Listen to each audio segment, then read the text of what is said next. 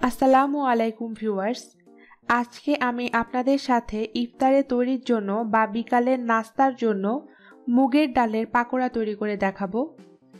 এবং এই পাকোড়া পেঁয়াজুর মতোই অনেক ক্রিস্পি হবে আর খেতেও অনেক সুস্বাদু।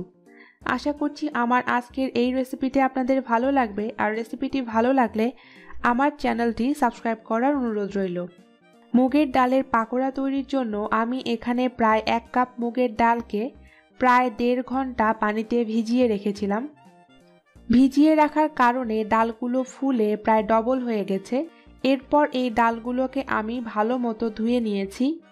এখন এই ডালগুলোকে আপনারা পাটায় পিষেও নিতে পারেন, আবার ব্লেন্ডারেও পেস্ট করে নিতে পারেন। মুগের ডালটাকে আমি পেস্ট করে নিয়েছি। এখন এতে দিয়ে দিব একটা মাঝারি সাইজের চপড করে কাটা পেঁয়াজ, মিহি কুচি করে কাটা কাঁচামরিচ,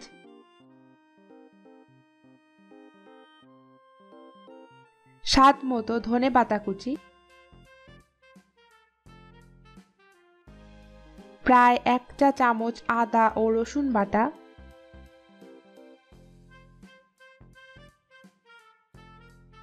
প্রায় হাফ চা চামচের মতো ভাজা জিরার গুঁড়া,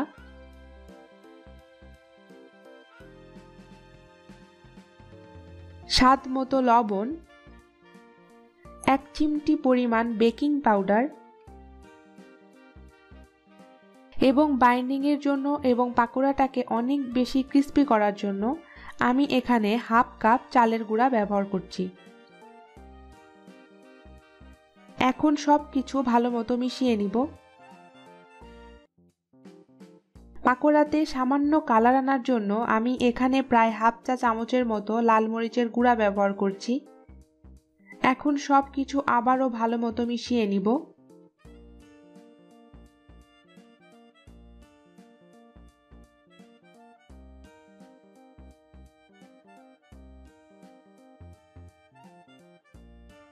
পাকোড়ার জন্য মিশ্রণটা আমার রেডি হয়ে গেছে।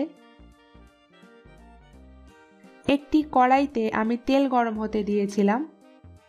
তেলটা ভালো মতো গরম হলে আমি এমন ছোট ছোট বল করে পাকোড়াগুলো তেলে দিয়ে দিব। আপনারা আপনাদের পছন্দ মতো শেপ করেও পাকোড়াগুলো তেলে দিয়ে দিতে পারেন।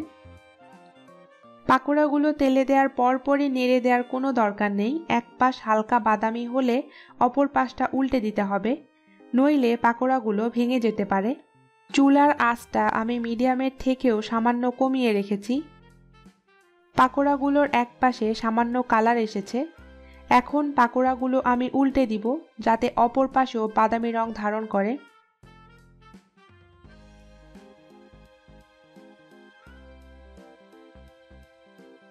পাকোড়াগুলোর উভয় পাশের কালার চেঞ্জ হয়ে গেছে, তাই এই পর্যায়ে পাকোড়াগুলো আমি কয়েক সেকেন্ড পর পরই উল্টে পাল্টে দিব এবং এই পাকোড়াগুলোকে আরও একটু কালার আসা পর্যন্ত ভেজে নিব।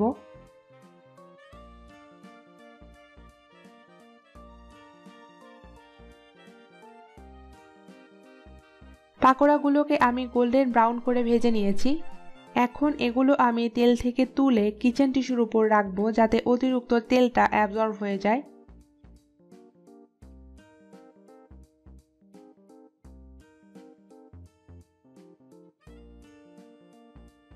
আশা করছি আমার আজকের এই সহজ এবং মজাদার রেসিপিটি আপনাদের ভালো লেগেছে। ভিডিওটি ভালো লাগলে ভিডিওটি লাইক, শেয়ার এবং কমেন্ট করবেন এবং আমার চ্যানেলের আরও নতুন নতুন ভিডিও দেখার জন্য আমার চ্যানেলটি সাবস্ক্রাইব করবেন। আল্লাহ হাফেজ।